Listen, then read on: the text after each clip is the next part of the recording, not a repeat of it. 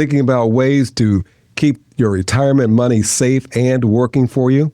Today, we're going to dig into gold ETFs and other smart investment moves that could give your portfolio a little extra. Welcome to Leibel on Fire with Amazon best-selling author and Yields for You portfolio manager, Leibel Sternbach. Leibel on Fire is supported by our ETFs, Yields for You Strategy A, and Relative Strength Managed Volatility. Our mission is to help 1 million people retire with financial security. Now, the Financial Independence and Retirement Show dedicated to helping you build the life of your dreams as fast as possible with as little stress as possible. It's Leibel on Fire. Hello again, everyone, and welcome to Leibel on Fire. I'm Freddie Bell, and I'm with the man. He is Leibel Sternbach. He's an author as well as a person who can help you with your finances, especially if you're a retiree. He's written a couple books. One is called Living with Financial Anxiety, and the other is entitled Authenticity. Leibel Sternbach, we're going to talk about gold, but hello again and welcome. Hey, how are we doing today? Unbelievable. And I'm just curious, there are a lot of people that you help who are retirees or they're getting close to it. Should retirees consider adding gold ETFs to their portfolio, and how do they compare to owning physical gold? Tell us the difference. That is a great question. Let's talk about the difference between physical gold and gold ETFs and having gold in your IRA.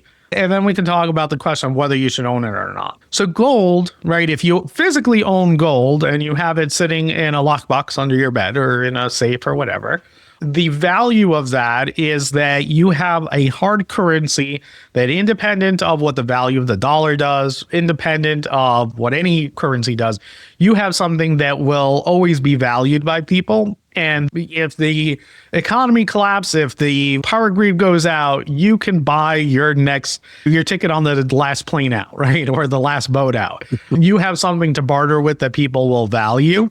And gold is valued not just because it's valued as a currency, but it has value as a metal, right? Nowadays, we use it in electronics.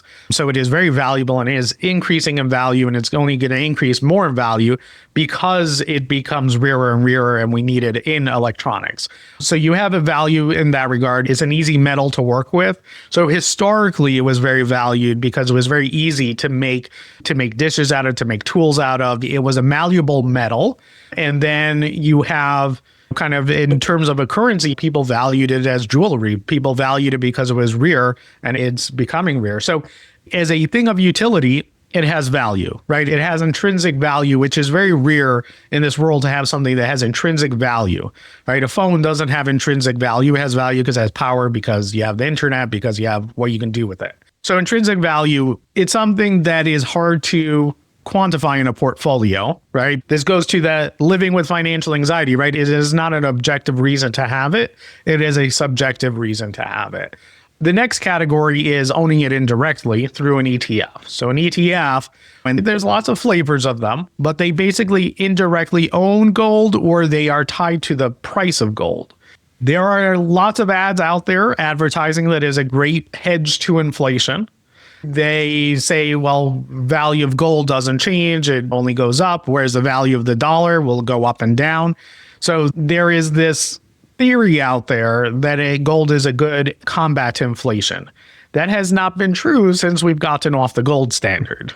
There is a reason why the value of the dollar was very stable up until about 1950s when we got off of the gold standard. And the reason for that is that there was a finite supply of gold and it was controlled by armies. And so therefore you knew exactly how much gold every country had.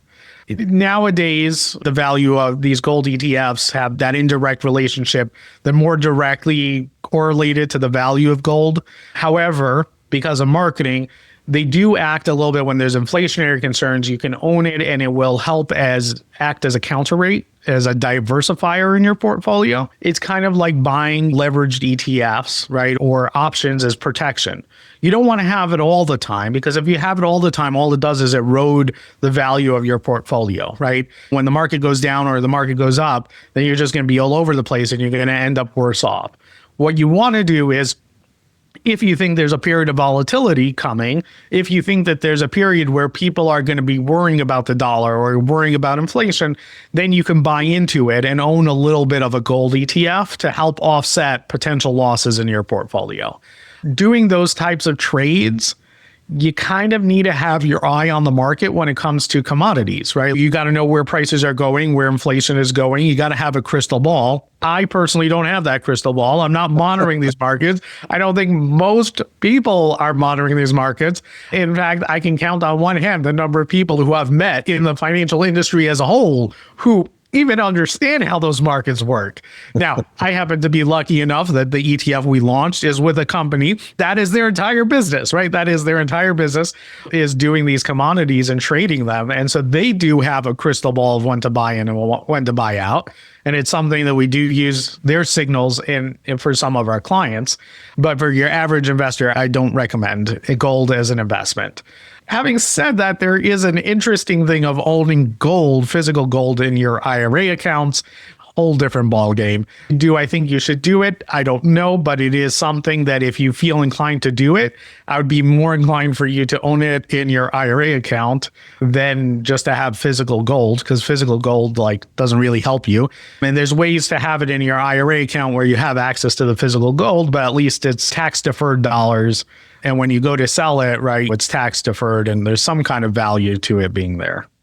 So talk to me about the risk and the drawbacks of investing in the gold ETFs that retirees should understand. And is there a point in your age, even though you may not be at retirement, that gold, whether it's an ETF or physical gold, doesn't make sense for the portfolio?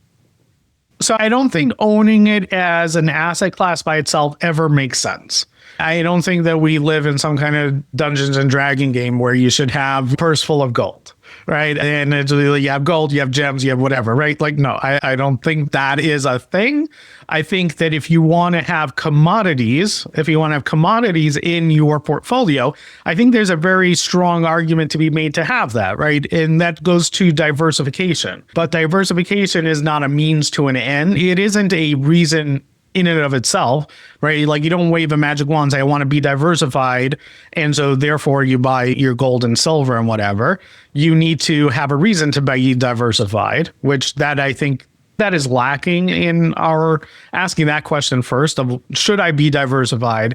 If I should be diversified, why am I being diversified? What's the purpose of it? And then once you have that, then you can say, okay, what are the tools to diversify? And commodities may be part of that. Private equity may be part of that. Real estate may be part of that, right? There's owning businesses may be part of that. I'm a lot more inclined to tell people to own a business than to own gold, because gold metaphorically will make you feel like you have a shiny object, but a business will actually give you tax deductions and will actually give you gold in your bank account. So I'm a lot more inclined to own something that gives you real value than theoretical value. It's hard to sell the prestige, but besides gold, and I think you've touched on it, beside the gold ETFs, Leibel, what other conservative or, I don't know, maybe even alternative investments make sense for someone right now in retirement? So when we look at kind of the spectrum, especially things that are, if the goal is to fight inflation, right, is it to combat the loss of the dollar, then I would rather look to things that are negatively correlated to the market. So whether that is going to government treasuries, or that's holding fixed income investments, or that is holding things like we own a number of things that are inflation hedged, that rise when there's expectations that interest rates will go down. This goes up in value. Why does it go up in value? Because it holds things that are designed to go up in value when interest rates go down, right? And so it has a negative correlation, not a hypothetical negative correlation like gold, because gold doesn't actually have a negative correlation, but you can get contracts that are negatively correlated, right? The price goes up when when interest rates go down. And when you have that, now all of a sudden you've built kind of a buffer into your portfolio. Right. And so I'm a lot more inclined to doing that, or holding investments like preferred shares where you have a guaranteed dividend. And so when the market goes down, you're getting your dividend payment. But at the same time, if the market goes up, it's going to increase in value. It's not going to increase in value the same amount, but at least you get compensated for that risk that you're taking. Makes a lot of sense. Tell us what we'll find at yieldsforyou.com about gold physically and also gold ETFs. Well, yieldsforyou.com, you're not going to find much about gold or gold ETFs. Usually it's with all kinds of resources. This is not one that we've got on our website. There is a reason why you're not going to find it, because I am not a big proponent of it. However, if you are interested in holding gold in your IRA accounts, or you have gold and you're wondering whether you should sell it because the value of gold has increased dramatically in the last few weeks. And in fact, one of the results of the tariffs, there's this arbitrage opportunity where bankers are flying from London to New York to sell their gold because the price of gold is so dramatically different that it pays for them to fly a bar of gold, physically carry it from London to New York and sell it in New York. So if you do have physical gold, now may be the time to exit. Interesting. And if you're interested in talking that through, more than happy to have you book a call and we can walk through it. He's Leibel Sternbach, and I'm Freddie Bell. Thank you for joining us today, and we hope we gave you some gold nuggets to think about and when it comes to protecting your retirement.